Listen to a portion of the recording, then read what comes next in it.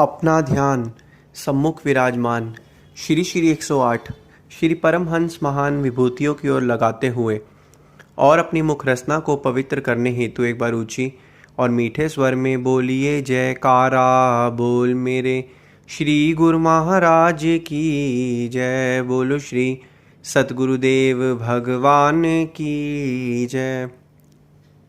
गुरुमुखों, संत महापुरुष जो हैं हमेशा अपने सेवक की जो है संभाल करते हैं।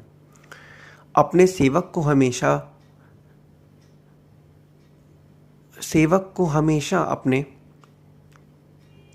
बुरी चीज़ों से, बुरी संगत से और बुरे कर्मों से बचाते हैं। और सेवक का जो है हमेशा इस तरीके से कृपा करते हैं कि सेवक कहीं गलत राह में भटक ना जाए। सेवक को हमेशा जो है ज्ञान देते हैं जिससे सेवक के जो है ज्ञान चक्षु खुल जाए।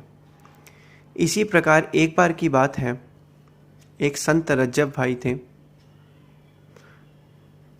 वह पठान थे और एक बार वह किसी युवती के प्रेम में पड़ गए। और उसके बाद क्या हुआ कि युवती के प्रेम में पड़ने के बाद थोड़े समय बाद जो है उनकी शादी हो गई।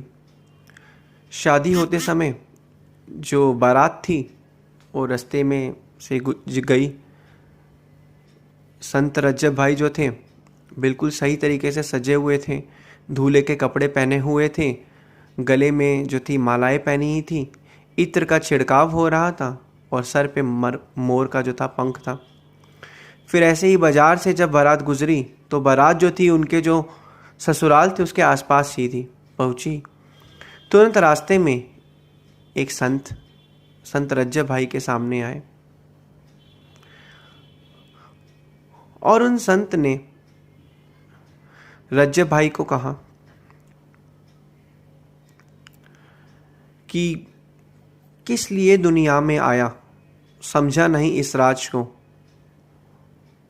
कि मतलब तू किस लिए इस दुनिया में आया, इस राज को समझा नहीं तू। जो असली परमपिता परमात्मा की बंदगी के लिए काम मिला था उस पर तूने ध्यान ही नहीं दिया।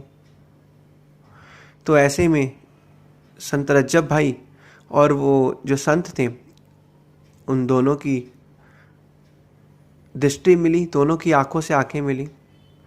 जब संत रज्जब भाई ने चीज़ें सुनी उन संतों के, वहीं तुरंत ही वहाँ से उतरकर शादी की चीज़ों को हटाकर उन संत के चरणों में संत रज्जब भाई जी गिर पड़े और बोला और उनका दर्शन दीदार किया। और वह संत और कोई नहीं थे, वो संत थे दादू दयाल जी महाराज। संत दादू दयाल जी महाराज थे वह संत जिनके चरणों में संत रज्जब भाई जो थे वो गिर पड़े और उन्होंने उनका दर्शन दीदार किया। कहते हैं कि संतों महापुरुषों के जो चरणों में हम दंडवत करते हैं और संतों महापुरुषों का जो दर्शन दीदार और उनके सत्संग का फल हमें ज़रूर मिलता है। तभी तो संत महापुरुष फरमाते हैं, संत मिलन को जाए ये तजमाया अभिमान, जेती जेती पग धरे सो सो यज्ञ समान। तो संतों महापुरुषों के जब हम दर्शन दीदार करने जाते हैं, माया अभिमान को छोड़कर जितना जितना हम आगे से आगे कदम बढ़ाते हैं उतना उतना वो सौ करोड़ों यज्ञों के समान हो जाता है।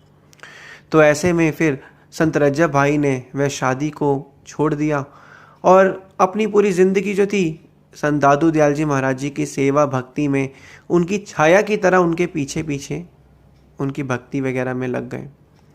उसके बाद क्या हुआ, समय बीता।